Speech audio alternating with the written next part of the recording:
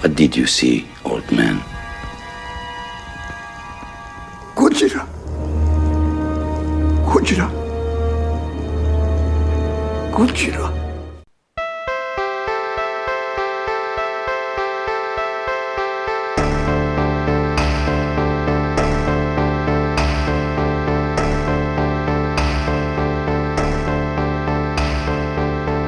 Hello, everybody, and welcome to Frankenstein's podcast, where it's all about the monster. We're a creature feature podcast about monsters and why we love them.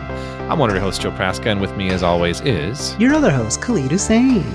Hey, Khalid. Whoa, like an NPR voice there. What's that about? Just trying to get into my Terry Gross era. All right, Terry Gross era it is. I like it. Let's get some fresh air, yo. That's her catchphrase, right? Did you plan this? No. Okay, it felt like it was a scripted joke there, but I like it. What about any of this sounded planned to you? I don't know. I guess I didn't know how you would have known I would have said that. I don't know. Maybe, I don't know how you figured that out. I did not. What the hell? Like a little mastermind over here. Yes. I'm a Sherlock Holmes villain. And back to you. Back to you, Kent. Do a Kent Brockman voice. Sadly, the bachelor party did not make it out of that cave-in. Nice. Thank you. Yeah, and for those of you who are listening who haven't watched the movie we're talking about, it is meaningful to the conversation. Yeah, the one time my Kent Brockman impression is actually germane to what we're talking about. Yeah. We got an exciting episode for everybody. We are continuing our KAIJUBILEE series of episodes, which is a celebration of one of cinema's greatest giant monsters, Godzilla, for his 70th anniversary, 70th birthday, if you will. Happy birthday, Godzilla. Happy birthday. Birthday. And we have a really fun episode for you. We're talking about Godzilla 1998, which Khalid will give us a synopsis for in a little bit here. And we have a really wonderful interview with the suit actor from the film, Kurt Carley. So stay tuned after our quick discussion here to listen to that interview. It's delightful, and I am excited for you all to hear it. But before we get into that, I did want to give a quick shout out to our Patreon. We are a labor of love, and we enjoy putting out quality content for all of you, our listeners. So on our Patreon, you can show us your support. This will help us update our equipment, have access to the best recording and editing programs, and best of all, being a patron gives you exclusive access to Frankenbits, new episodes where we talk about other topics beyond monsters. You can become different levels of Frankensteins for $1, $3, or even $7 if you want to be a producer on the show.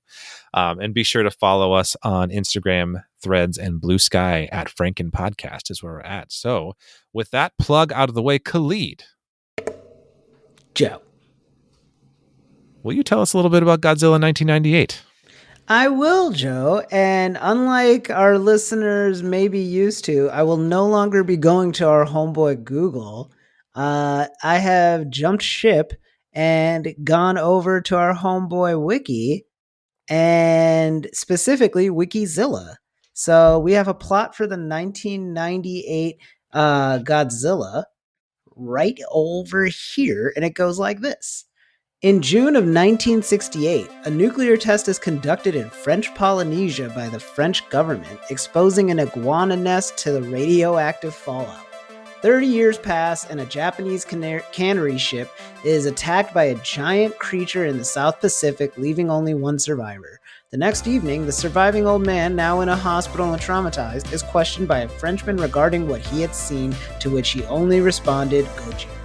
Dr. Nick Tatopoulos, a biologist working for the Nuclear Regulatory Commission, has been studying the effects of radiation in Chernobyl for 3 years. With the arrival of an official from the U.S. State Department, however, Nick is reassigned and escorted to Panama by the military in order to examine the trail of destruction left behind by an unidentified animal, then to Jamaica to study the ruined ship on the shore. There, the Frenchman is also present, introducing himself as Philippe Roche. While aboard a military aircraft, Colonel Hicks is briefed about 3 ships being pulled under the waves. Hearing this, paleontologist Elsie Chapman hypothesizes that the creature could be a descendant of theropod dinosaurs because of its size and the claw marks observed earlier. However, Nick disagrees, arguing that it would be much likelier for it to be a mutated creature spawned from the nuclear tests that took place in French Polynesia, near the area where it was first spotted. Meanwhile, the monster arrives in New York briefly and then disappears, forcing an evacuation. Nick, drawing parallels from his own research, notes that it might be easier to draw out the creature rather than force it into the open, and suggests a plan to lure the creature out with fish. The plan ends up being successful, and the creature comes up to the Flatiron Square and begins feeding on the fish. However, as the military opens fire, it manages to evade all attacks and disappears. Following this, Nick collects a blood sample and examines it in his provisional military tent, finding out that the creature is pregnant, and assumes that since it was the first of its kind, that it must be capable of asexual reproduction. He shares his findings with his ex-girlfriend Audrey, an administrative assistant hoping to become a news reporter, following running into her after years of being separate. To confirm the finding definitively, Nick leaves. Looking around, Audrey discovers classified tapes concerning the monster's origins. Deciding it's her best opportunity at becoming a reporter, she takes them and films a report, turning it over to the media. When it airs, however, she sees that her superior, Kent Brockman, declared it his own discovery and recorded over her segments while mispronouncing Gojira's name as Godzilla. Right? Following the report's airing, Nick gets kicked off the team due to his apparent carelessness after he bids farewell to Audrey and then gets kidnapped by Philippe Rocher, an agent of the French Secret Service, who informs Nick that the government is not interested in finding the nest, though the French want to cover up any involvement they had with Godzilla's creation. Working with Nick, they begin looking for the nest somewhere within the city. Surfacing once again, Godzilla escapes all of the military's attacks and dives into the Hudson River, where he's seemingly killed after colliding with torpedoes shot at him by nuclear submarines.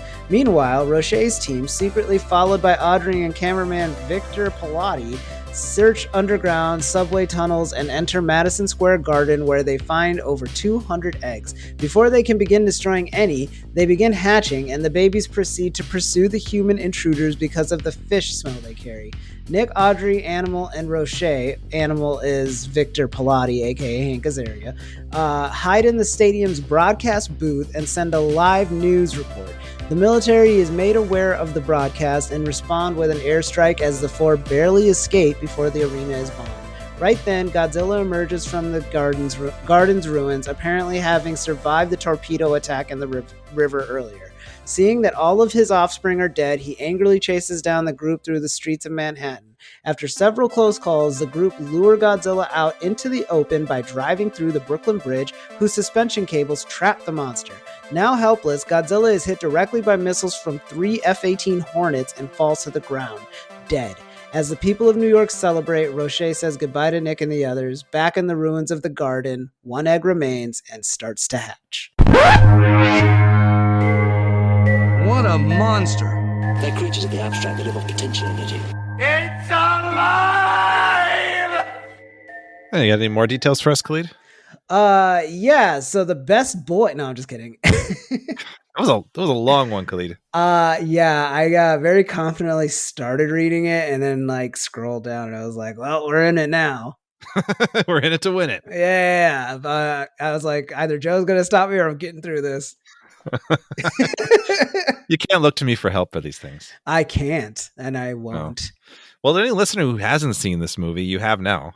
Yeah, it must feel like it at least. Yeah. Anyway, so I did, just before we dig into some thoughts on this movie and other things, I have some interesting background into this one. This is a kind of a little while coming because, it's such a storied franchise in Japan. It was inevitable that it was something that would come to Hollywood, right? Mm. But it took a while for it to get there. So plans to make a fully Hollywood Godzilla iteration started actually in 1992.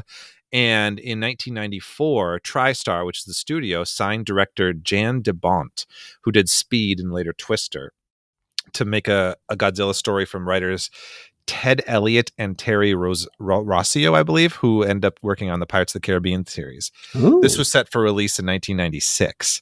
And obviously we didn't get this one, but this version of the movie would have had gotten rid of the atomic origin, and Godzilla would have been an artificial creation constructed by Atlanteans to defend humanity against a shape-shifting extraterrestrial monster called the Griffin.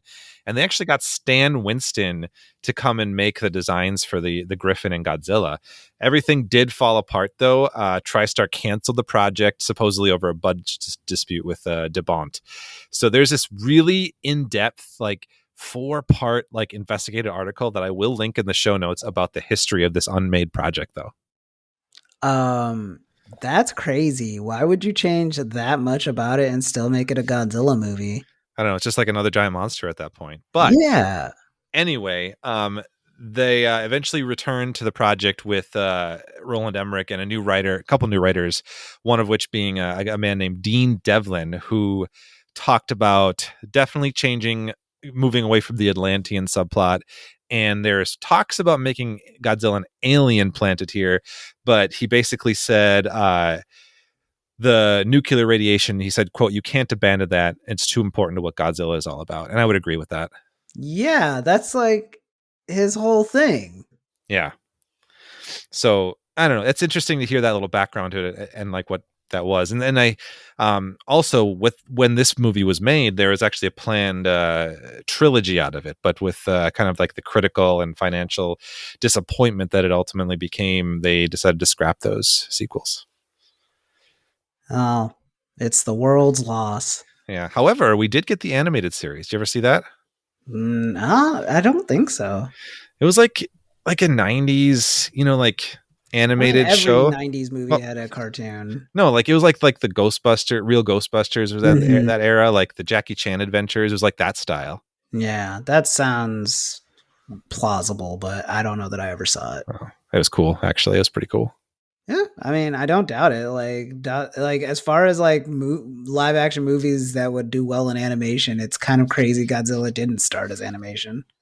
Yeah, I mean, I think there's since been like other like Toho produced animated projects. I think there's an anime show that was on Netflix recently and a couple anime films. But I mean, this is like, I think the only one that was an American produced animated show. But the animated show took these characters and like this iteration of Godzilla and like brought in like other like kaiju creatures and made it actually quite more similar to like the older movies.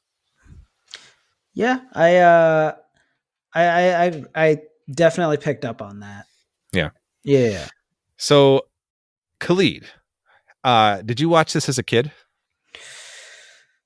Rewatching it now, I feel like I must have. Obviously, like when it came out, it was like a big movie. I remember that much at least. Like it was heavily marketed and like with Taco Bell too. Yeah, seeing the poster and everything like that, I'm like, yep, I remember this movie coming out. And like I must have seen it on TV or something at some point, but like it didn't really stick. And then like I mostly just like heard about it for its reputation more than anything to do with the movie. Right. Yeah. How about you? I watched this when it came out. Like I think we saw it in the theaters. Like it was 98, so I was 8. But I remember, I think I bought this movie on like tape at the time, and I rebought it on DVD when that came out. I was a fan back then. Yeah. Yeah. Yeah. I just like, looking back on like my childhood interests and obsessions, it all roots back to like, yes, I really loved monsters. So it makes sense I have a monster podcast now. Yeah, as far as origin stories go, yours is pretty straightforward. Yeah. Might be a few wild cards in there. I don't know. I don't think so. You wear your fandom on your sleeve, which is a good thing. That's true. Yeah. So, as I mentioned at the beginning of the podcast, we did interview Kurt Carley, who did the suitmation for this, which there's a lot of CGI, but there was also like practical suit work. And we talk a lot of cool stuff about this. And I think like one of the things that we've learned over the time of like doing this podcast is like so much work goes into these movies and so many like people pour their heart and souls into it. So like we're often like a podcast, like we'll put criticisms into movies and stuff, but we always want to keep it generally a positive space and recognize like the work that goes into things. So like, I know that this wasn't really like the most loved Godzilla movie. And I think that's fair for some reasons. And there's other reasons to like it, but I wanted to like generally keep this segment like positive, but like to start off, like, were there, with our general thoughts, I want to kind of get out of the way, like, what are some things that you didn't care for, Khalid, and then we'll talk about more of the stuff that we liked after that. Okay. Well, yeah, and I completely agree. Like, one, it's just in general, like we're literally interviewing the gentleman who played the titular character in this. So Mhm. you don't want to like poo poo it and then interview somebody. That just feels two faced. But also, like, I don't think that we ever really, maybe with the exception of Breach, which even then I think we were pretty nice.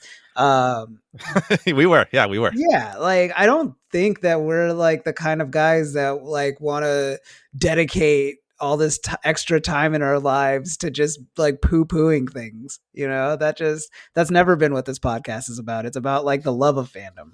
Right. And So so like I was kind of thinking like too, like if somebody's come into this episode like in our Godzilla like series being like, oh, let's like dig into the 98 Godzilla, like trash it or something, you are in the wrong podcast. yeah, there's, like, literally 1,000 other podcasts that will do that, though. Like, it's kinda crazy you found the one podcast that won't.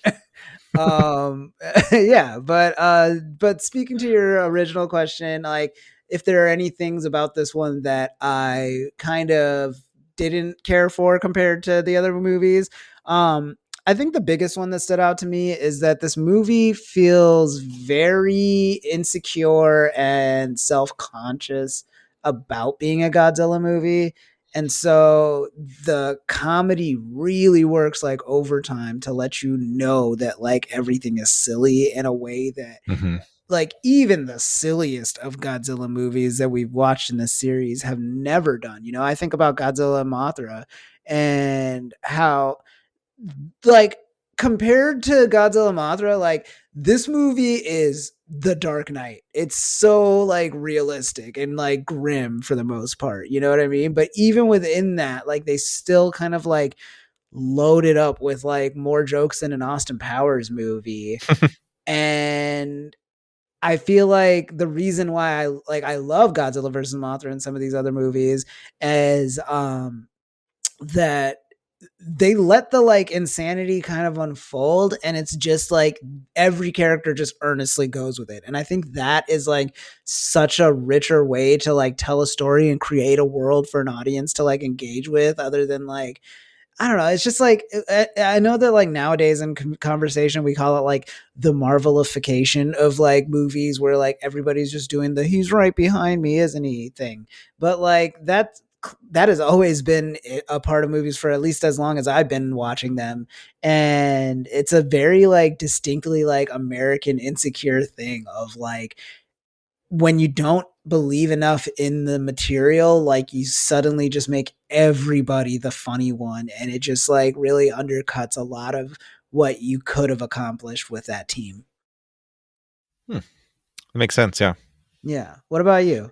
I think I think I agree with you on that. Like, yeah, the tone of it. Yeah, that's really interesting. I think like there was like a hesitancy to like bring in the sillier elements. Like I know that I read that there was they didn't want to include the atomic breath.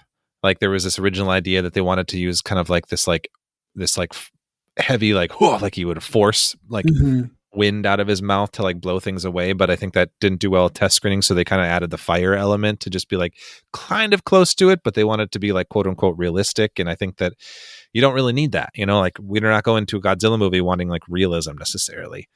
And so yeah, I totally get that. I think that for me, some of the stuff that didn't quite work, I want to say like at first I was like taken aback because I didn't remember, I haven't seen this since I was a kid, but like when we see like, I think it's that first scene when we see Godzilla like full on, and he's like it's like a ripped Godzilla, you know, like we talked about like the older Godzilla being kind of like you know, beefy and stuff, you're like thick.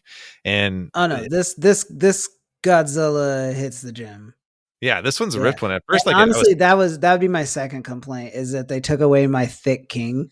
Yeah. The representation that me and all other thick kings like find in the Godzilla world was just not here, and that was a big like hit to my ego.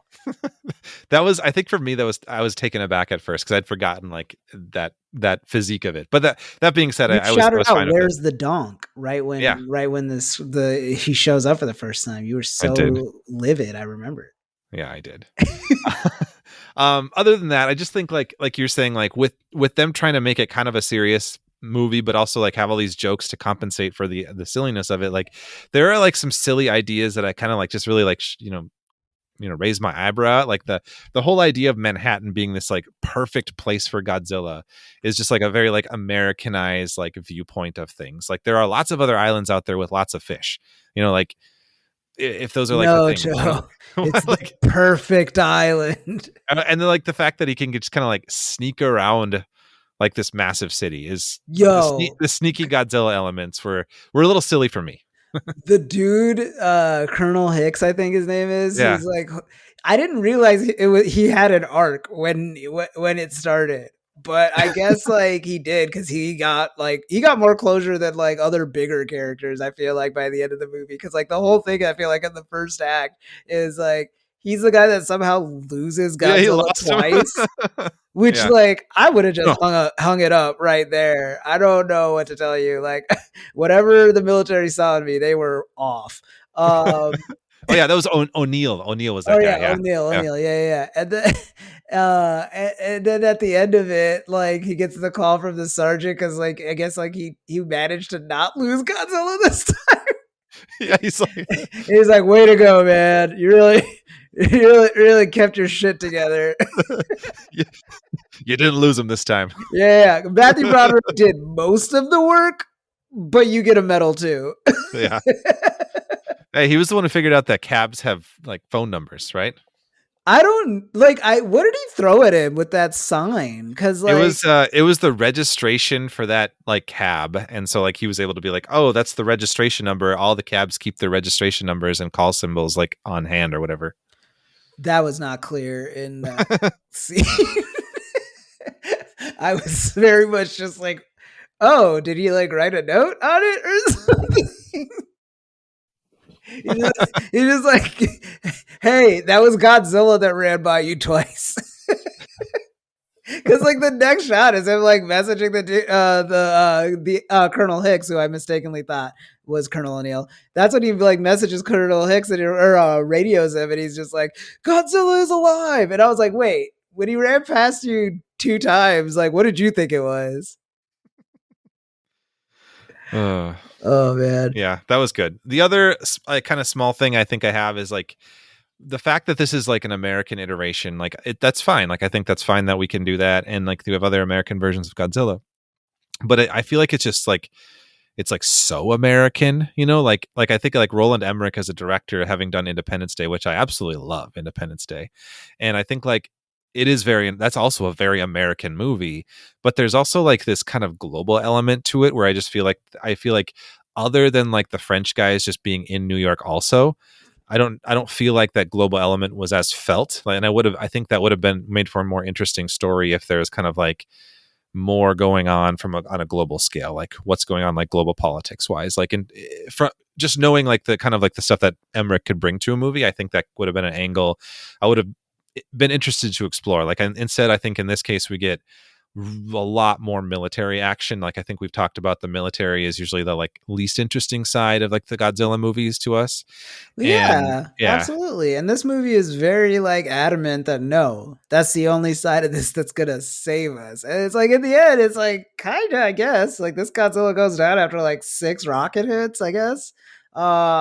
Which Yeah. like it makes sense in the movie then at that point, like why Godzilla had to be like an agile, like New York skyscraper hopping like dinosaur basically, because it's easier to kill. Which I don't have a problem with that, like obviously like there's always going to be like an interpretation when it comes to adaptations and stuff like that. Yeah. But yeah, I do feel like they did put a lot of emphasis on the military being the answer to Godzilla, which like I've always liked that the other movies showed like no, like Godzilla is a god, like it's essentially like to like whatever solutions we think we have, half the time like the solution to killing Godzilla would kill half the planet. Right. Like the oxygen destroyer and stuff like that. And I'm way more fascinated in like that kind of a problem versus just like slightly bigger game to hunt. Mm-hmm.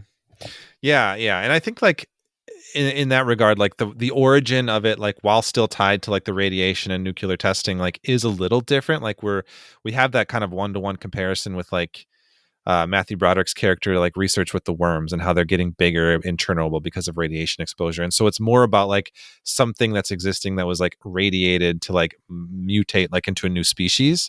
So it's not necessarily like this perfect organism that's like bred to survive nuclear fallout, which was more about like the 1954 original was kind of more about that. Like it was like like born of like nuclear fallout or something. And so like nothing can destroy it. Right.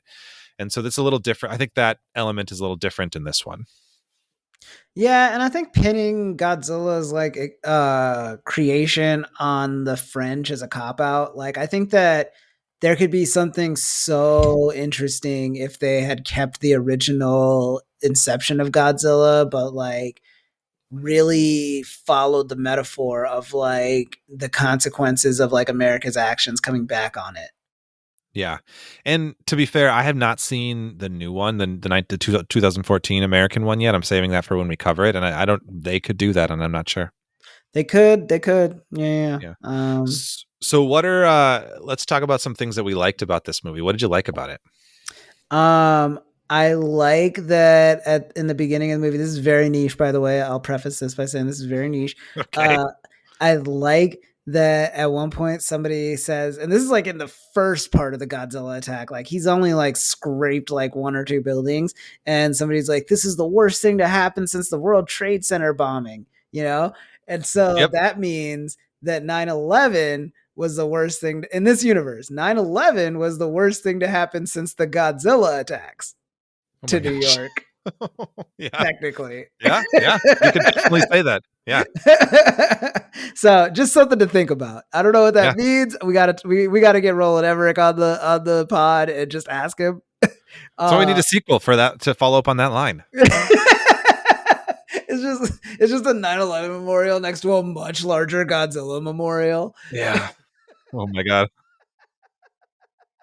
Oh, that's weird. Anyways, that was one thing that I liked. Also, we kind of talked about it with the Kent Brockman thing at the beginning, but it was very surreal having Harry Shearer and Hank Azaria in this. Those guys have been the voices of so many of my like comedic icons growing up, and it's just seeing them try to like earnestly be scared of a giant lizard attacking a city. I just like think about all the parodies that the Simpsons have done. Did you also clock the Nancy Cartwright scene too? No. She was secretary, Kent Brockman's secretary. Oh. Very brief scene. She was like, there's your story going by the window. Oh yeah, that was a nut scene. Like, I'm sorry, but this movie is guilty of like, and I get it because like it was like the point of it was like the comedy element of it, but like this movie only works if every character is like just beyond like dumb. You know what I mean? Like they have to be like so unaware of their surroundings that a giant Godzilla could like walk behind them and they're just like on the phone like, what? Yeah. But yeah, so that's like there's like at least 3 Simpsons actors in this. It's a very interesting connection. Like that, is that intentional? I mean, I would assume so, or at the very least, like it would make sense that these people that are like do animated voices and stuff like that, like they all are probably like fans of in their own right. And so when they hear that like there's going to finally be an American Godzilla, they can at least get like a foot in the door for an audition. Yeah, I think that's fair. Yeah, but I will agree with you. That was a really fun like element. Like all those voices, I'm just hearing like you close your eyes, you're just like hearing like Simpsons characters reacting to Godzilla. Yeah, I was expecting Mo Sizlak to be like, "Hey, you better not park in there," or something. I don't know. That's my. So what else did you like? Jean Reno, everything he was doing was great. From the beginning when he somehow like uses a lighter to bring back a traumatized fisherman just long enough to tell him Godzilla's name, which I didn't know was a priority. Like I just love the idea of like there's this like you're in a hospital bed after a giant lizard attacked you, and they're just like, "What was his name?" Uh, and I was very confused because like we all saw him as a doctor at first, and then he shows up as like an insurance agent thing, and I was like, "Are they doing like a twin thing with Jean Reno?" And then he shows up a third time, and I was like, "Oh, okay, he's a spy." Um, I like that Matthew Broderick is just he himself like his character himself like feels like he's also shocked at how crucial he is to all of this like at every turn. He's just like digging for worms in Chernobyl 1 second, and suddenly he's like the only person that understands how this Godzilla thing moves. And that's a lot of pressure, but he handles himself well. I love that my favorite thing was when the news releases the report on Godzilla, and like it starts like showing like shots of Matthew Broderick's character and stuff, and the military is so hurt by his betrayal. They're like, we kidnapped you from Russia and had you help us hunt down a Godzilla, and this is how you repay us by going to the media. Get out of here. It was like such a like earnest thing of like you hurt the military's feelings, dude. That's not cool. What about you? I could go on and on. There was a lot of faves in here. There's a lot of good stuff. I agree with you. I loved Matthew Broderick's character too. Like this his little geekiness, like super fun. Like how excited he was about everything too. Like he was like having a fun time. Just like his scenes were fun. Like when he's like just walks into a store that's for some reason still open and buys a bunch of pregnancy tests. Like that was really funny. Yeah. Like that was good. The French, like I'm with you on the Jean Reno stuff. Like the French element was kind of like I mentioned, like I wanted like pieces to be a little more international. Like that was a small little bit I got of that. So like every bit we got with like the French crew was funny, but also interesting. And did you clock the names of the French characters? They're all Jean something, right? Jean-Pierre, Jean-Philippe, Jean-Claude, Jean-Luc.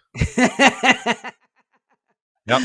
Yeah, and the French roast joke that got a audible sound out of me. Yeah, that was good. No croissant. No croissant. They're so French.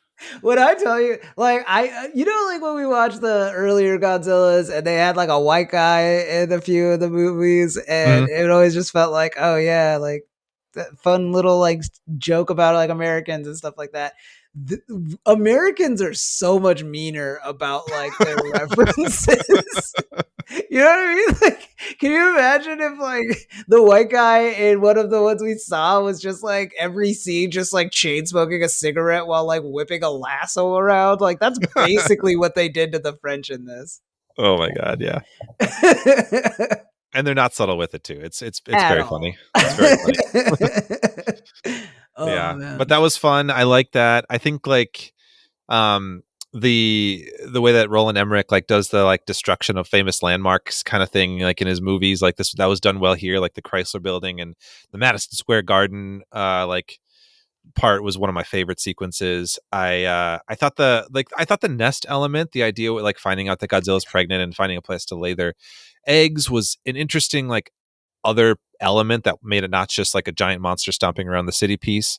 Like that was cool. Like there was kind of some elements of there were parts that felt very Jurassic Park, and I don't know if that's necessarily a good thing for it, but the baby Godzillas were cool.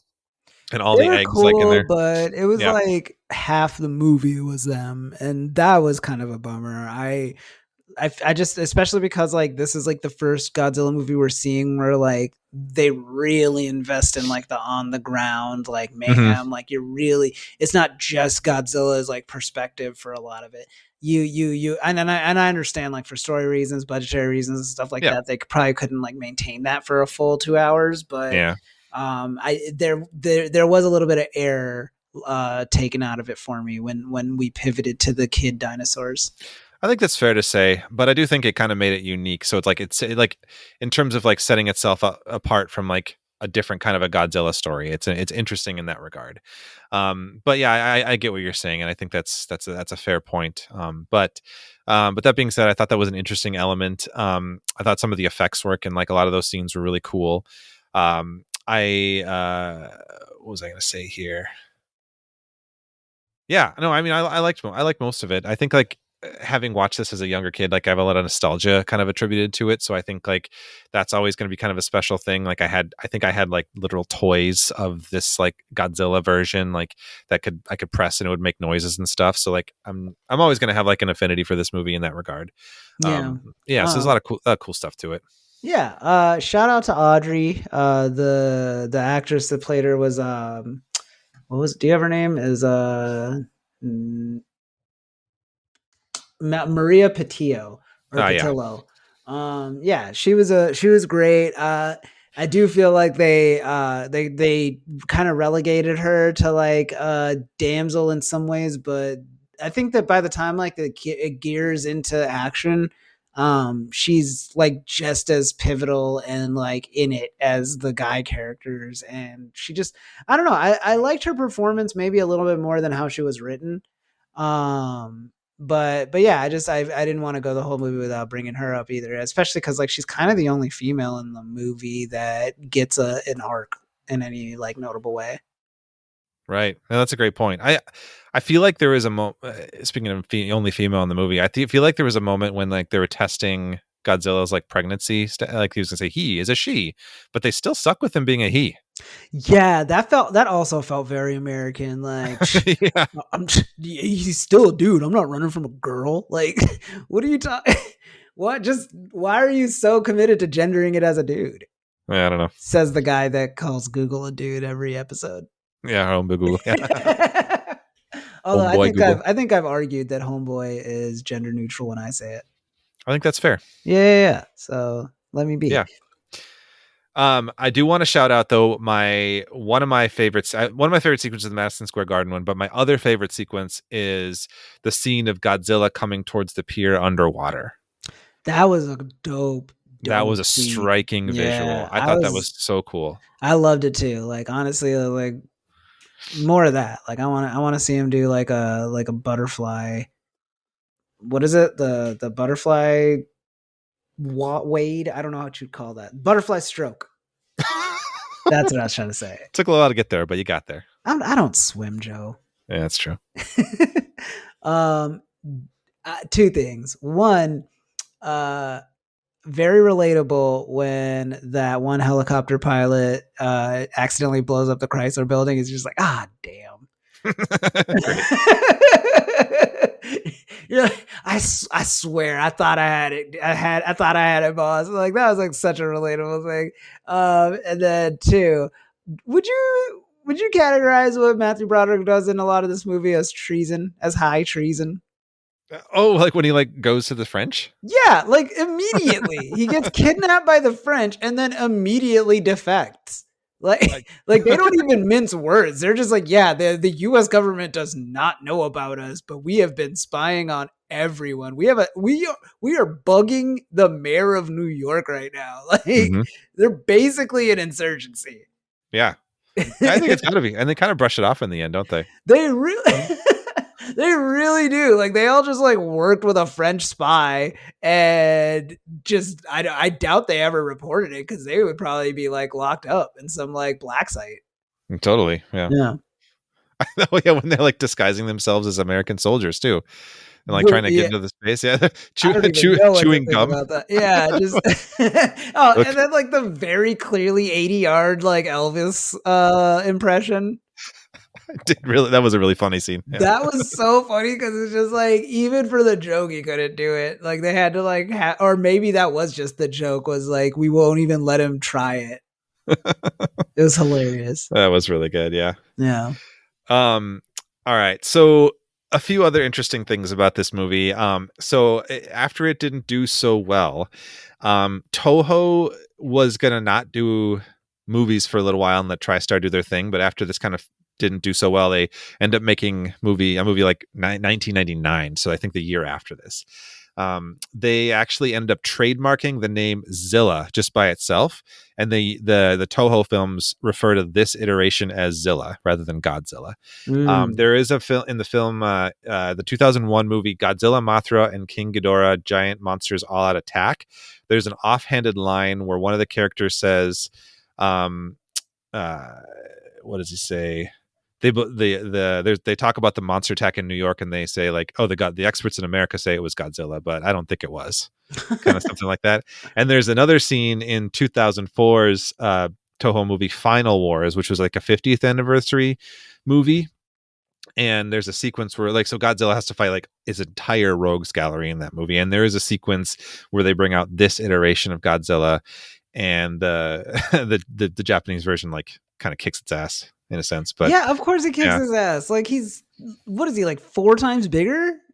Yeah, bigger. And I think just like the way that he stands is differently. But to be fair, in that movie, like he kicks like a ton of ass in that movie, that Godzilla. The original Godzilla. Oh, okay. Yeah. Has to kick the ass of like all of his villains. I'm just imagining like the old boy hallway fight, but it's just Godzilla versus kaiju. Yeah. It's just the world's biggest hallway. Pretty much, yeah. It's like that.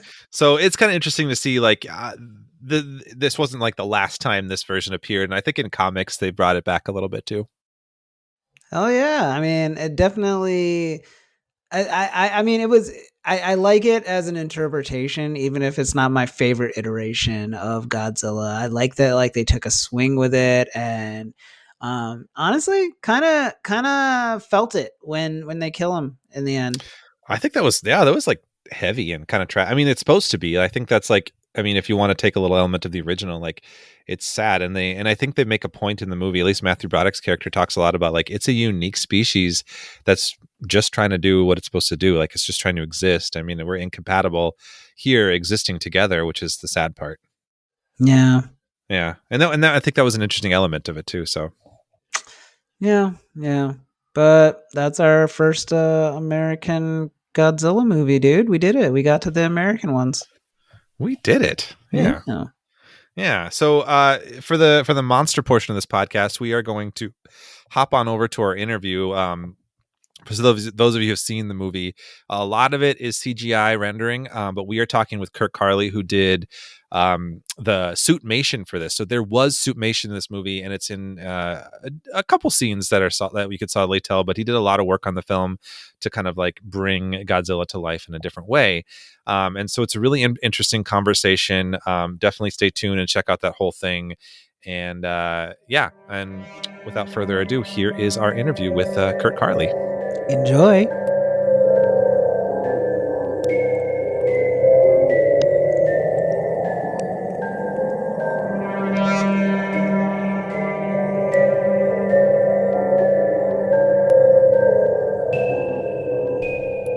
And Kurt Carley joining us, actor, producer, and super performer known for his roles in the Underworld franchise, Lady in the Water, and for portraying Godzilla in the 1998 film, among a multitudes of other performances. Thanks, Kurt, for joining us. Welcome. Thank you so much for having me. So glad to be here. Welcome. We're honored to have you on the podcast. We've been doing this deep dive into Godzilla, and to have somebody who's literally been in Godzilla is really exciting. Yes. I'm very excited to be here as well. So for anyone who's new to the podcast, we always ask 2 new guest questions just to kind of get a feel for like your background with monsters and stuff, and just like kind of learning about a little bit of who you are. So one question we always ask, since we are a creature feature podcast, is like, in all of pop culture, what would you consider your favorite monster to be? And if it's not the same, what monster has scared you the most? I would say my favorite monster has always been Godzilla. Really? Ever since I was a little kid. That doesn't mean I know every codicil and factoid about Godzilla, but I certainly saw enough Godzilla movies on Saturday afternoon matinees on television. And the movies were so fun. So my default answer would be Godzilla, even if I had never had an opportunity to play Godzilla. Good answer. Yeah, that's apt for what we're talking about. What would you say is the monster you'd think has been the scariest that you've seen? Alien. Great Mm. choice. Yeah, the xenomorph from Alien. The guy, unfortunately, he's not around anymore, but he really nailed that. Of course, it helps. Great creature design, great director, lighting, sound effects, all of it came together. But Alien, yes. Great answer. Have you, by any chance, seen Romulus yet? I have not. I intend to see it, but I think it just came out a few days ago, correct? I think, yeah, it's real fresh, I think, yeah. Right. Did you guys see it? I have not yet. I'm going this week, though. Very I excited have for not yet, and already I'm like dodging spoilers left and right. Yes. It's one of those movies you got to watch it ASAP. Like all my friends got to see it on Saturday, and I just happened to be with them right after they left the theater, and they were so annoyed they couldn't just talk about the movie. Yes.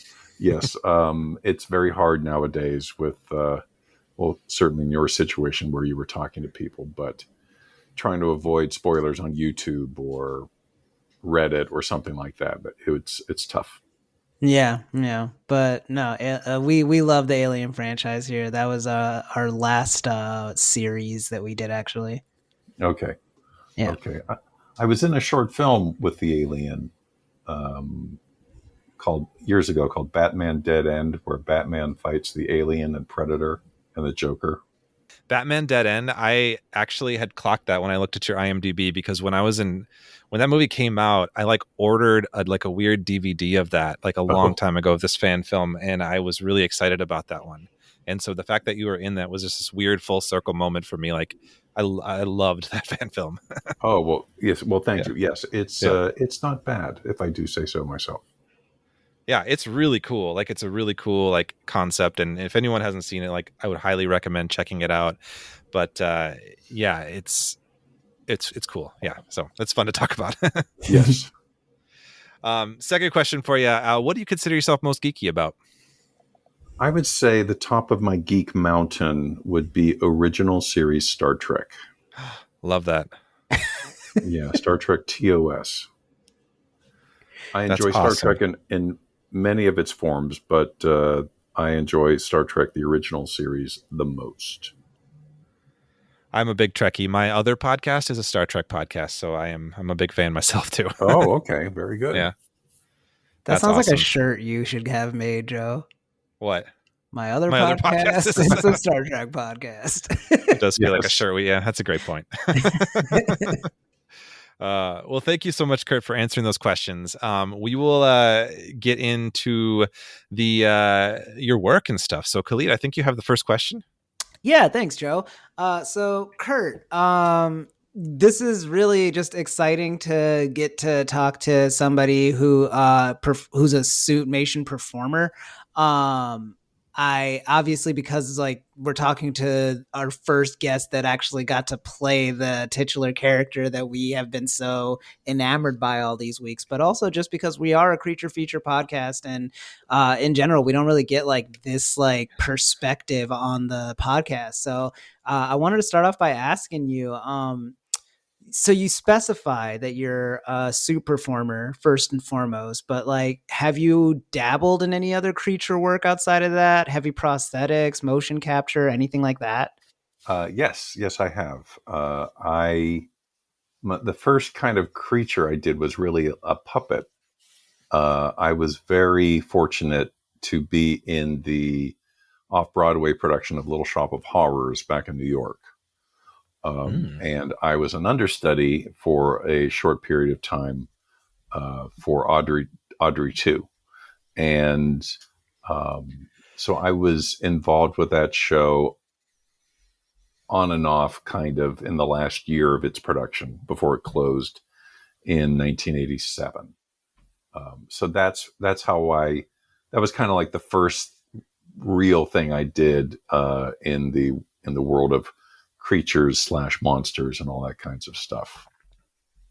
And Khalid, I'm sorry, I forgot the rest of your question. I mean, you mostly answered it. I was just asking if you'd worked outside of like suit performance specifically. So yes, I have. Thank you. Yes, we did motion capture for Godzilla in 1998, and I ended up doing some motion capture for the TV show Starship Troopers, Oh. which was like a lot of motion capture, and some other filler things for.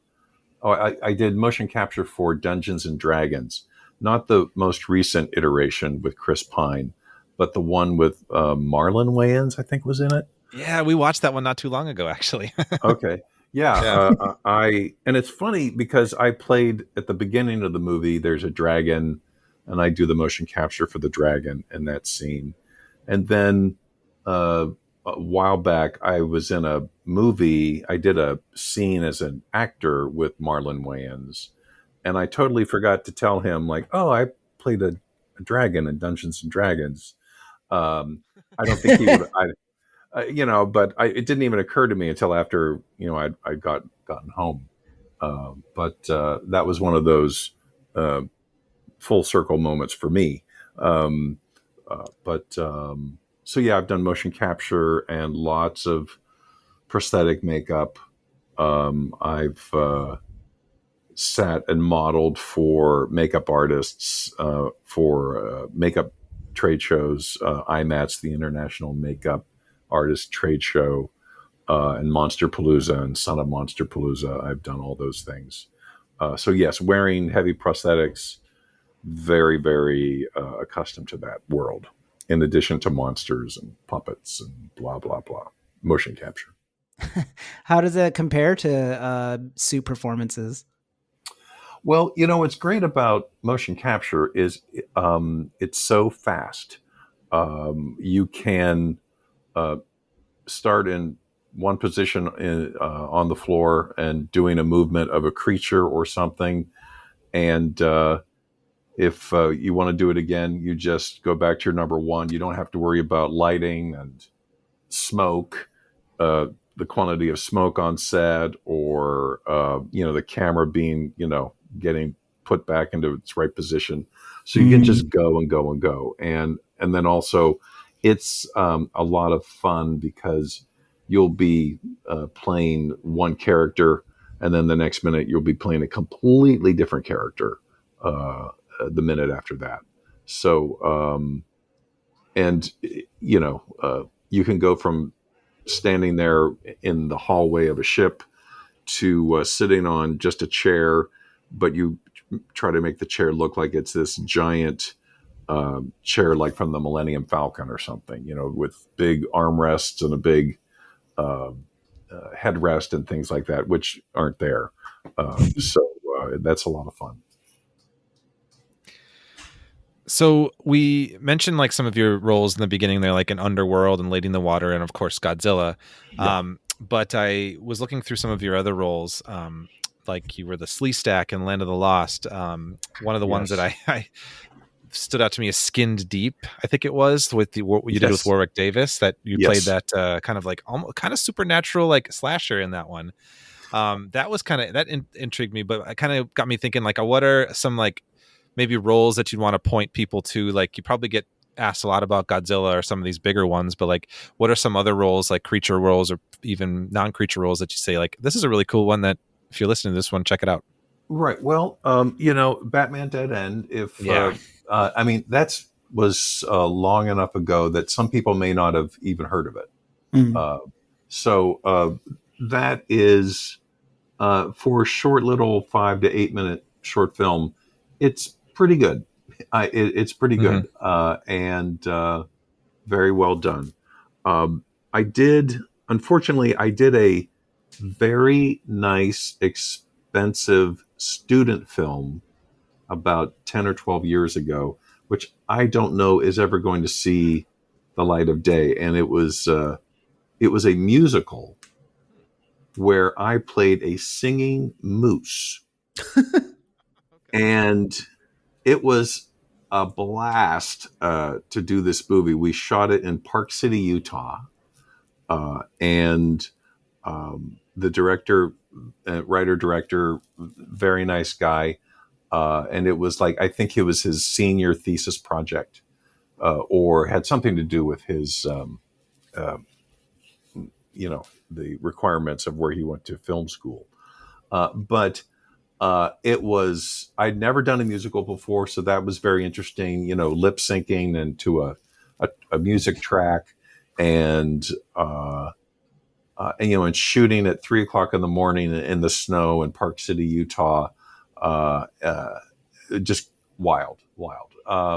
But it's so quirky and cool. But of course, I'm not in charge of bringing that out to the world. That's up to the gentleman who created it. I did do another movie a while back called Crabs, which came out in the last year or so. And that was a movie where in a small seaside town, crabs take over the town and start killing people. Giant crabs, like 7-8 foot tall crabs. And that was a lot of fun. I don't want to ruin the ending of the movie for me, but it's got some Godzilla-like special effect elements at the end of the movie, which when I read the script and I saw what I was going to get to do at the end of the movie, I was like, "Oh, I'm in. I'm totally in on this. This is right up my alley, and this checks some boxes for me." That sounds like a blast. Crabs is definitely on the list now. Yeah, crabs. I love that. So you mentioned at the top of the show that Godzilla is a favorite of yours prior to even joining the franchise yourself. So what was your background like with that? Like before the American Godzilla was even a script that came across Roland Emmerich's desk, like when it was just a thing to enjoy as a viewer. Like how did that influence you? And then after being a part of this amazing franchise, like after the movie, how has your inclusion shaped your fandom moving forward, with conventions and fans? Right. Well, I gotta say, the first Godzilla movie I watched with my parents on television when I was a small child. And it was odd because my father, who was not a television watcher at all, really, he actually sat there and watched the whole movie with my mother and I. And it was the Raymond Burr Godzilla movie. And I just thought, wow, this is really interesting. My father is actually sitting down watching a movie that's very out of character for him. And then when I was in fifth grade, I went to go see a matinee of Godzilla versus the Smog Monster. And as I was sitting there in the theater and I was watching Godzilla walk through the miniature sets, I said to myself, I am going to do that one day. Wow. And I kind of forgot about it. I think about it every few years. And so years later, when I got a phone call completely out of the blue, because I was living in New York City at the time, I had no idea that the producers of Independence Day were going to make a Godzilla movie. So I got a phone call out of the blue about coming to California to maybe audition for Godzilla. I was like, whoa. And I thought, oh, I got to go. I got to do whatever I can to audition for this movie. So that's kind of the Reader's Digest version of me appreciating Godzilla, and then actually getting a phone call to maybe get to audition, because they initially were a little reluctant to have me audition once they found out I was living in New York. They wanted someone local. But regarding with fans, I've only in the last few years have I engaged with fans because I've signed up with I have an agent to go out and sign autographs. And so there are all kinds of people who like Godzilla. There are a number of people who don't like my Godzilla, and that's totally cool. But there are a number of people who love this Godzilla movie and from 1998, and that was maybe that was, some of them say this was my first Godzilla movie I ever saw. So you're my Godzilla. Wow. And I was invited. It hasn't worked out yet, but I've been invited to G Fest in around Chicago, which is usually held in the middle of the summer. And someone who was trying to get me in there, they said, Kurt, just be prepared. There will be people there who will be brutal to you because they hate your Godzilla. And which is fine. I'm like, bring it on. That's, that's the worst thing that happens to me. That's okay. But generally, the conversations I have with fans are really great, and they're happy to get to meet the guy who played Godzilla. Who wouldn't be? I mean, if you're a normal person, that's just cool. That's exciting. Yes. Yes. That's cool to hear. I feel like, honestly, like thinking back from like when I was growing up, like I think that your Godzilla was my first Godzilla too. Like I watched a bunch of the Millennium era, like, but that came out after Right. this one. So I think like I'm thinking back, like for a lot of the people like maybe Khalid and my age, like when we were kind of growing up in the 90s, like I think that was probably formative for us for giant monster flicks for sure. I get it. So, yeah, absolutely. Yeah, just like Godzilla versus the Smog Monster and the original Raymond Burr one that I saw were important to me. Yeah. I'm curious. So like when you got the gig and you're kind of on the set of Godzilla, we're going to ask a few questions about that stuff, but like, did you have much work with like Roland Emmerich, like directly? Did you work with any of the actors at all? Or was it kind of a separate setup? It was a little bit of both, because I also played a baby Godzilla in the movie. And so there was 7 or 8 of us playing baby Godzillas, really great guys. So the first time I really was on set with Roland was when we were shooting the actors trying to escape from Madison Square Garden. So we were in downtown Los Angeles, doubling for New York City. And so all the actors are there. And it was pretty much just a night of myself and another Bruce Mars, who also played a baby Godzilla. We were bolted to the ground and had the heads of the baby Godzillas pointed towards the exit doors, and then the the actors would walk between us. Would run between us as they were trying to escape Madison Square Garden. But Roland, when we were shooting that stuff, he didn't come over a lot. He might have. He probably came over and said, "Hey, how you doing?"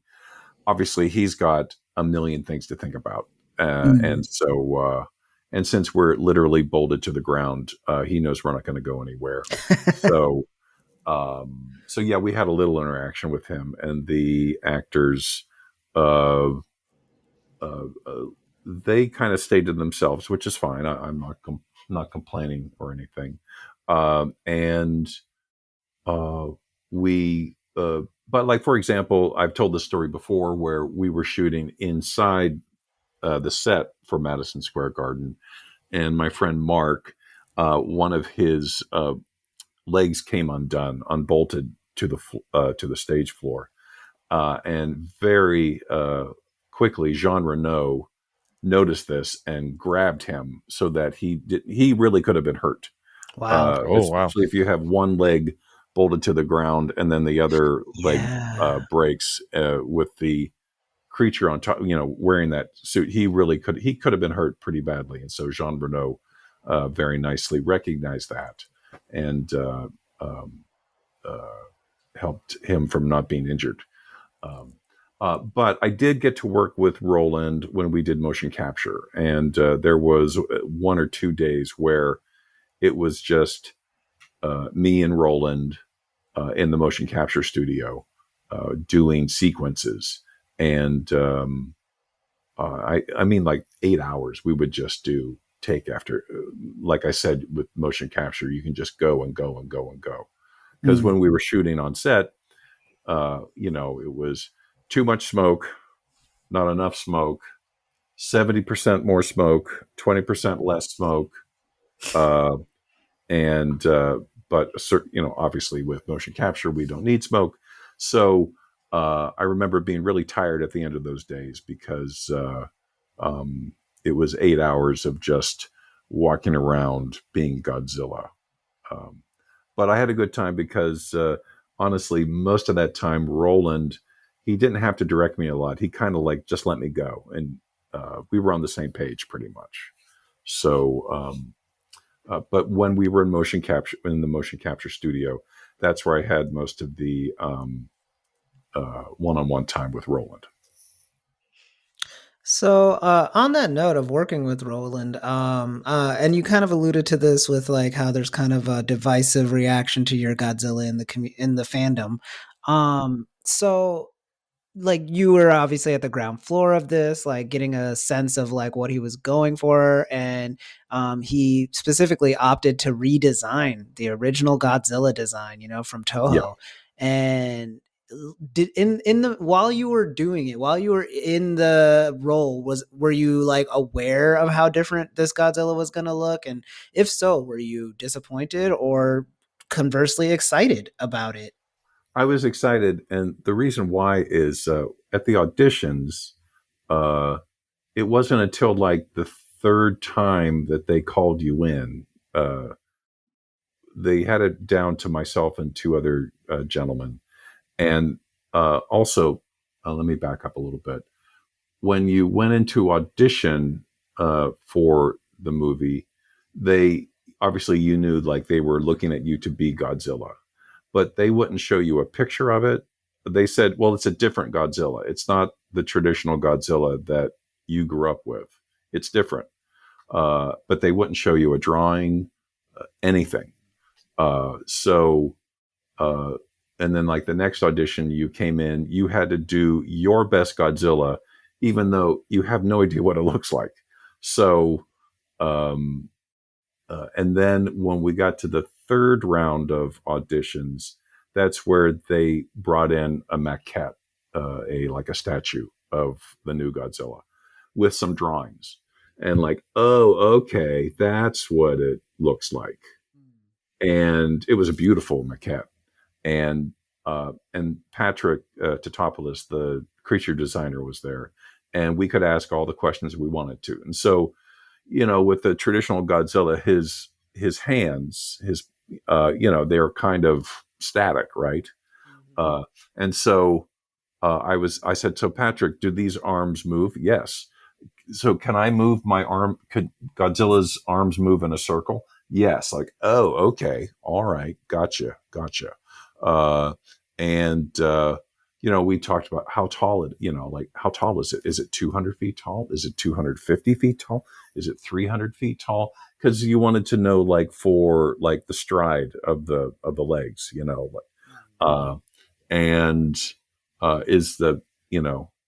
is the tail articulated? Is it can the Godzilla use it to wrap the tail around things?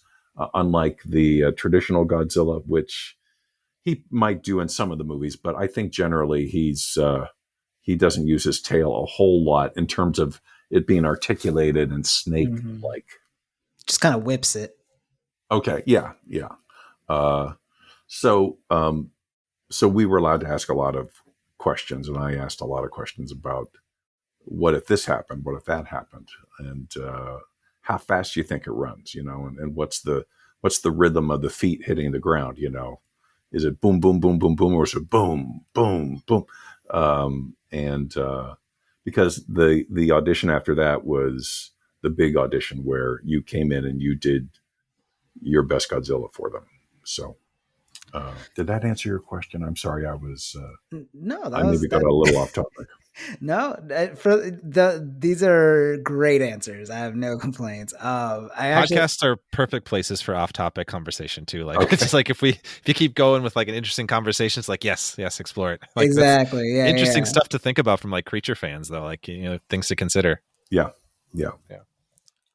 So yeah, you mentioned that you asked about Godzilla being fast. Obviously, in the movie, this Godzilla is fast. I think specifically about like some of those shots when the helicopters are chasing Godzilla, and like this is an agile Godzilla. Yes. So I know that when it came to the creature design, that meant that making Godzilla fast kind of meant like making it more horizontal versus like the traditional Toho upright Yes. Godzilla. Yeah. And there was a metal leg extensions that were included into this suit to achieve that effect. Can you talk a little bit about what it was like working with those extensions? Sure. A guy named Kevin Molman was brought in. He has his own prosthetic company. He makes prosthetics for people who need them, and he came up with. He might have probably maybe had some help with the designers at Totopoulos Designs, or maybe Kevin did it all himself. I'm not sure. Uh, but there were a lot of really talented people who worked on this movie. But Kevin was the guy who made the Godzilla legs and feet, what went underneath the costume, the sculpted costume. And so he would take molds of your legs and feet, and then he would come back after however many days or weeks it took him to come up with these beautiful carbon fiber, custom made Godzilla legs and feet. And they made it so that you could slip into the Godzilla feet, and you could put your chest in front of your knees. Your knees would be bent, and your chest would be way out over your knees, kind of like if you're snow skiing or water skiing, and your chest goes over your skis. Generally that's a bad thing. But that's kind of the position you needed to be in for Godzilla. And these things were very durable and strong. And I remember the mother Godzilla legs. He had an ingenious the stop mechanism to stop you from going too far forward were cables that were like a triangle of cables that went from the heel and then out to beside your calves. Because if you didn't have that brake, that cable brake on the back of the legs, you would, I don't know if you'd be able to hold the costume up and maintain the look of the geometry of the character the way Patrick wanted it and Roland wanted it, the way it was drawn on all the storyboards. And then the baby Godzillas, they were also carbon fiber legs that were custom made for you. They were designed a little bit differently, but they still enabled you to have your knees, your chest over your knees. And because the baby Godzillas kind of walked in the same position a lot of times. Fascinating. So when you're wearing, just to follow up on that question, when you're wearing that, like, did you do a lot of like walking? Did you do any running like in the suit, or like was it mostly kind of like careful walking? It was a lot of careful walking, running. Yeah, it was more the CGI, right? Yeah, it was. Yeah. You could, but it was a challenge to make it look like Godzilla. If you weren't careful, it could look like, it goes from, that looks like Godzilla. It looks like a man in a suit. And also, there was like no time. I bet. It seemed like it's crunch time. We have to go with what is going to work to get this movie to the release date. So, there wasn't a lot of running that I did, if at all, that was seen in the movie. did a lot of rehearsing, of course, and but but the CG took over for that. Right. I in kind of reading about this movie, I came across this interview with one of the VFX supervisors. I believe the name was Volker Engel. If you Volker, remember him. yes, I do. And in the interview, he said that the shot of Godzilla emerging from Madison Square Garden was you in the suit. That was not a CGI. Is that That is correct? correct. He is Which is absolutely correct. That is amazing, because I feel like that's, at least to me, like when I was watching the movie, rewatching it the other night, like that was one of the more striking visuals for me. Like I thought that was just, it was like, like textbook Roland Emmerich, where like, like a famous building is destroyed, but in like such a cool, unique way, with like Godzilla emerging from it, and the fact that it's this like practical suitmation element added so many fun layers for me. But so like thinking about that shot for you, you're like surrounded by miniatures, had to act through like rubble, and like just talking about the legs and how you're like positioned, like having to rise up. Could you like tell me a bit about that scene and like how you did that? Yes. If I remember right, I think they may have had the shell of Madison Square Garden around. I may have been in the center of a shell of a blown out Madison Square Garden. And as I remember correctly, the crew put the Fuller's Earth debris dust on me, and then some other kinds of debris. And I would have to hold my position. I would be squatting down below the frame of the camera. And that is a slow motion shot. So the camera was going, I don't know, a lot more than 24 frames a second. So on action, I would crouch below the frame of the camera, and I would hold my head off to the side, like off to the right, and then the crew would load all the debris and dust and stuff on me, and then on action I would stand up and flip my head and try to knock that stuff off at the right moment so it looks good in the shot. I know they had a special camera that they used. I think that camera did 420 frames a second or something. It was crazy fast. Because when you wore the Godzilla head, you had a lot of servos and motors that were near your ear. So it was hard to hear things. I did have an earpiece in my ear so that my puppeteers could talk to me directly so I could hear them.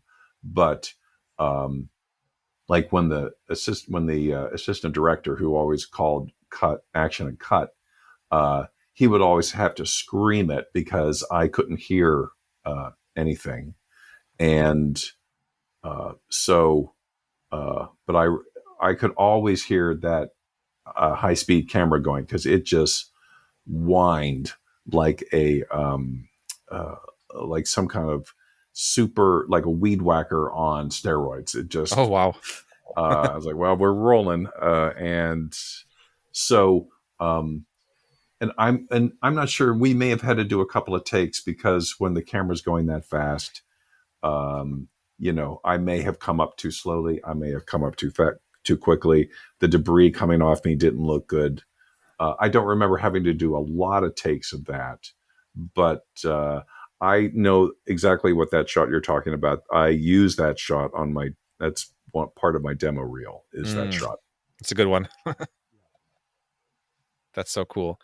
I'm thinking about like the movie, having just watched it. Like, are there any other like specific scenes when you think back on it that were like really exciting, or that you'd be interested in just talking more about?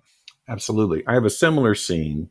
There's a scene where the head of Godzilla comes breaking up through the street.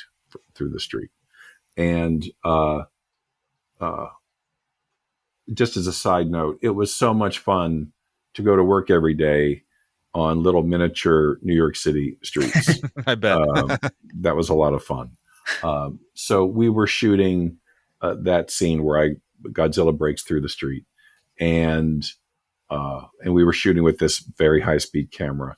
And so, Kurt, on action, you just blast right through the street. And I remember, and the street was, and it was kind of one of those things where like, this is a one take thing. like we do this take once a day because it takes so long to build the street up, because they had to build the street up and they had all this dirt that was wetted down underneath the street surface. And it just took a long time to rebuild it and make it look pretty. So, Kurt, you're going to be underneath the set on action. You blast through the street, and then we'll say cut. And so we do the take, and they look at it, and Daly's like, Kurt, you did not go through fast enough. Like, you got to go a lot faster. So they take like a day to rebuild the street. I go underneath there, and so on action, I launch myself through the street, and they look at it, and Daly's like, okay, Kurt, no, that was too fast. Because you were like the debris, it just didn't look right because the Godzilla head came up first and like the debris was way behind you.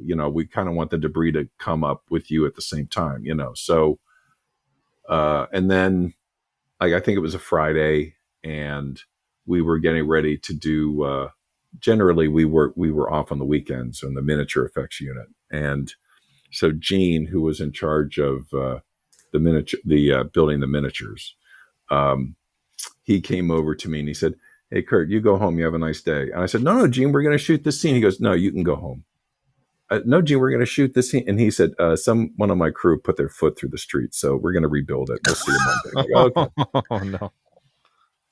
So I think it was like the third or fourth time we got it. We got it dialed in. Like, I wasn't too fast. I wasn't too slow. The debris looked good. And obviously the take they used in the movie was the one we did. So that's another scene that sticks out to me because it took a while to dial it in. Yeah. Well, it sounds like an interesting one. Just plowing through like a miniature street sounds like a cool story to tell, no matter what. Absolutely, yes. Yeah, It looked really cool too. I know the scene you're talking about, and it's like the street cracks all the way through Broderick's legs and everything. It's very exciting. Yeah. That was cool.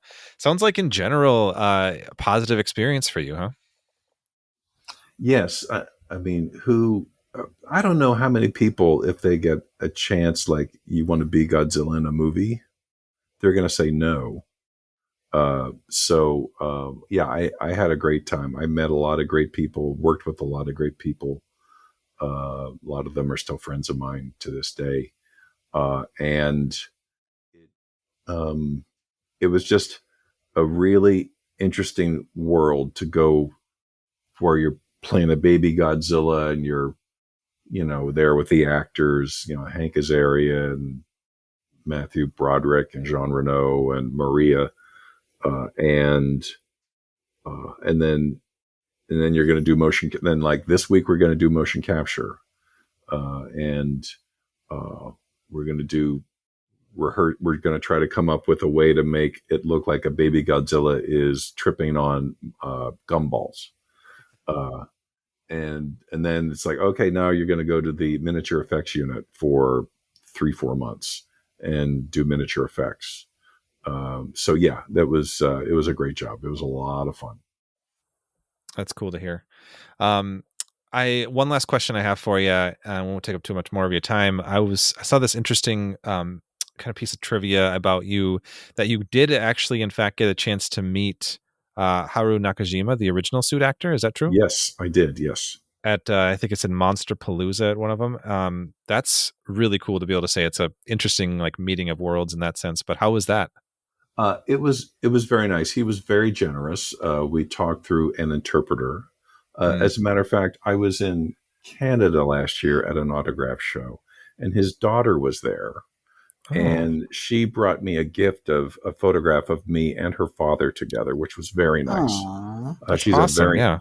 She's a very nice lady.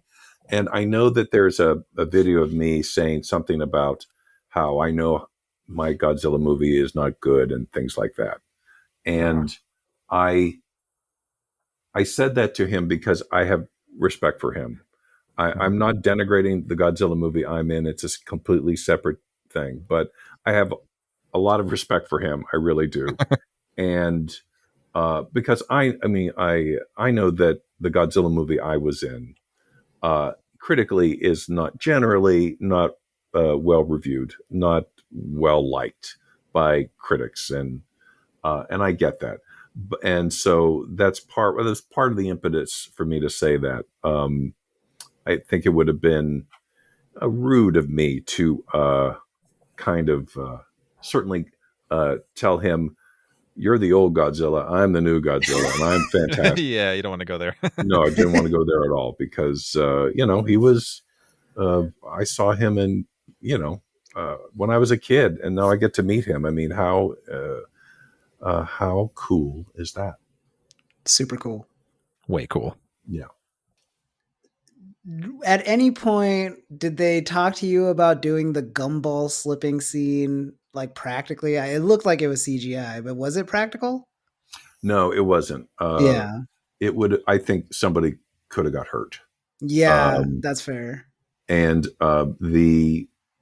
what we came up with in the motion capture studio was we had a cement floor in there, and this is back in the day when there were newspapers, and so we would take a piece of newsprint, and put it on the floor, and it was just slippery enough that it looked like we were tripping. So that was the technique we used we got some pretty good footage, motion capture footage of us tripping on gumballs, even though we were really slipping on newsprint. But I don't think any of that survived. I think they did that all with an animator. Yeah, that's fair. I mean, just the way that the suit was designed and everything, yeah, that would have definitely resulted in injuries. Yeah. I was. I can only imagine how many injuries could happen if you had to fall down repeatedly. And also, those suits were so well made and expensive. Yeah. I don't know, like you want someone to fall over and break the jaw or the mechanisms inside the creature suit. I don't know if that would have been the wisest choice to do. A lot of factors there, absolutely. And I mean, just in terms of set safety, I don't know how they could have insured it. Right. Yeah. Yeah. I mean, maybe put you on a cable or something like that, which they could have. I mean, they could do that back then. We experimented with cables attached to our backs, and then they could, just erase those out in post-production. But yeah, there was talk about that. Interesting. Speaking of like kind of the different sort of situations that Godzilla finds himself into, was there any practical suit work in the underwater sequences or like in water, or was that all digital? That was all digital. We also we were tasked with see if you can come up with a motion capture swimming sequence. And we were, like, can we just put a table out here and we can try to do, like a lie down on the table on our stomach and do a serpentine move to make it look like swimming. There was, it would probably have been suicide if you put me in the Mother Godzilla suit and put me in a tank of water. I would have just sunk to the bottom, I'm sure.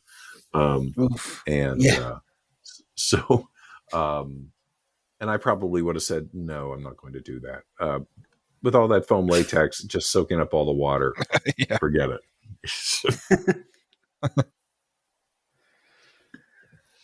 So I'm glad they had an animator do that. That's fine. Yeah. I'll give up that take. I'll give that up. For Very sure. gracious of you.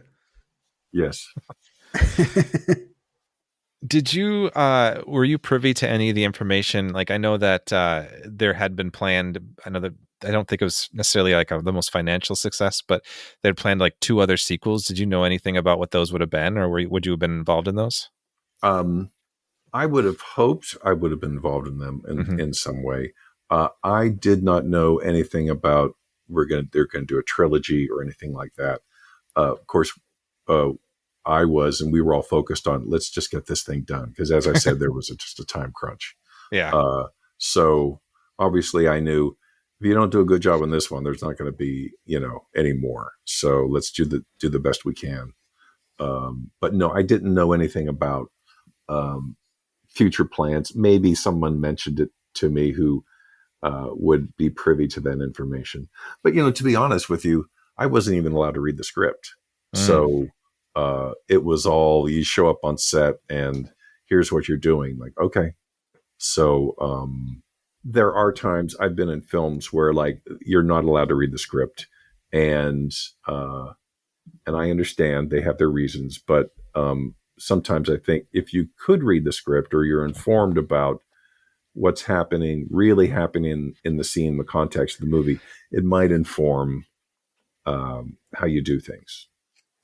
Yeah, and that makes a lot of sense. Like you're a performer first and foremost, especially like when it comes to like, there's a reason like why De Niro, as you cited earlier, is very interested in the story as a whole because like it informs how he articulates himself, and your entire job is how you articulate the creature.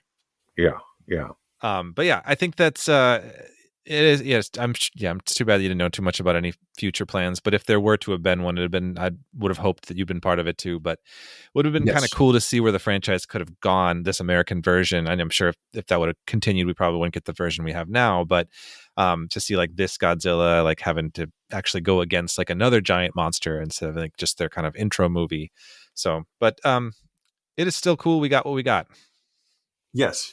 Well, yes. Well, thank you. And it's hard to believe. It's hard for me to believe that it's been so long since that movie came out. Yeah. But I'm very blessed that I got to do it, and it's interesting conversation at a cocktail party because you don't meet many people who get to play monsters in movies and TV shows. Yeah, and I hope that you get treated well at G Fest when you end up going. Oh, I'm sure they will. I'm sure they will. I would love to go. It just has not worked out yet. Yeah. Is there anything before we close out? Anything work you got coming up that you want to shout out or plug? I have a movie that is, I believe it's in theaters right now. It's called Consumed. It's a horror film that I just saw it Friday night, and like I said, I think it's in theaters right now. And the movie Crabs, which is a fun movie. If you like movies about crabs attacking people that are like human size and killing people, go see, go get Crabs. I believe it's available on all the streaming services. Go get Crabs. You heard it here, folks. Yes. That's honestly a catchy way to market the movie. Yeah. Yes. And I did, last year, a movie called Please Don't Destroy, Volume 1, that came out on Peacock. The SNL one. Yeah. So I played a creature in that. Nice. I don't think I don't think they gave me credit, but there's a kind of a weird kind of hairless bear-like creature that I played in that movie. Yeah. I see it now. Yeah, and I got another thing that I'm working on, but I've signed a non-disclosure agreement. I can't talk about it, but I'm supposed to be working on that shortly. Exciting. Well, we'll definitely look out for it. Yes. Just to kind of piggyback off what you're saying, Consumed has been actually a movie that I didn't realize you were in that one, but that's one that's been on my radar because just being creature feature fans, and I grew up when I was my wife and I actually both of us grew up to fans of Devon Sawa, so him being in that movie sounds really interesting. Okay. Yes. Yeah. Yes. Yeah. There's only like 4 of us in the movie. Small cast. Yes. Yeah. Well, then check it out. Definitely will. I'm excited for that. Anyway, thank you so much, Kurt, for joining us. This was a real pleasure to chat with you. This was just a delightful conversation to hear some insights into the creature that we love. Oh, well, Joe and Khalid, Thank you so much for reaching out and inviting me. I had a great time. And, in 10 or 15 years, you want to do another interview about Godzilla for its whatever anniversary. I'm joking. But if there's some other monster that I played that you want to talk to me about, I'm certainly open to that. Oh, we'd love to. I'll definitely be in touch someday. And if that singing moose movie comes out, email us. It's wild. Yes. It should in some form, but that's somebody else's decision, not mine. Thank you so much. I echo everything Joe said. This was such a great discussion. It was really such a privilege to get to hear all your insights and hear about what is really just a once in a lifetime experience. Thank you. Thank you so much, guys.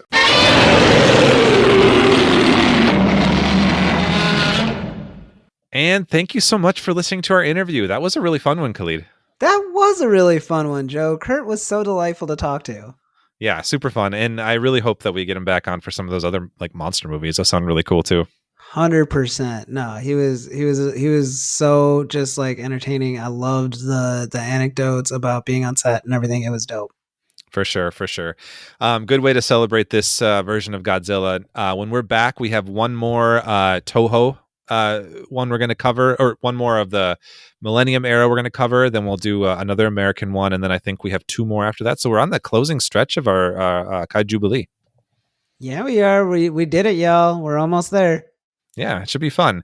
But yeah, thanks for listening, everybody. Thank you. And until next time, creep it easy.